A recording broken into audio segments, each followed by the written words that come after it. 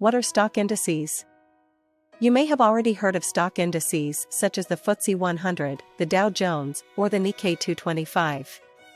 Numbers often quoted on the news, or in the business section of the newspaper, usually alongside a value saying how much they've moved up or down. But what are they?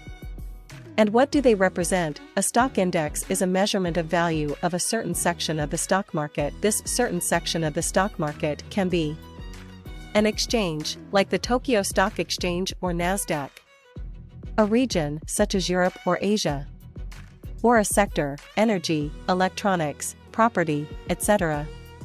The FTSE 100, for example, is a number representing the largest 100 companies traded on the London Stock Exchange. If, on average, the share price of these companies goes up, then the FTSE 100 will rise with them.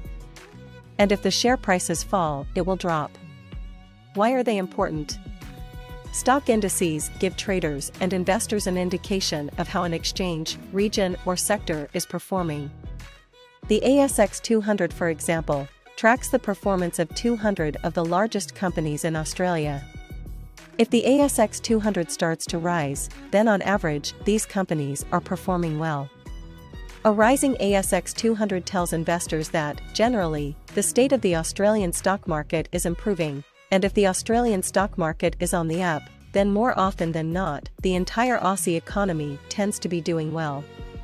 So, movements in the price of major stock indices can often give traders an indication as to the health of an entire country. That's important information when planning your next trade. What are the major stock indices? Most nations have one major stock index that represents the largest companies in that country. For example, however, in the US, there are several major indices, all based on slightly different sections of the market. The three main US indices are Dow Jones Industrial Average, DJIA, S&P 500, Nasdaq 100.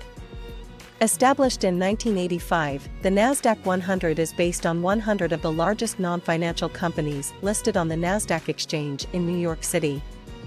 It represents firms across a number of sectors, but in particular computing, telecommunications, and biotechnology.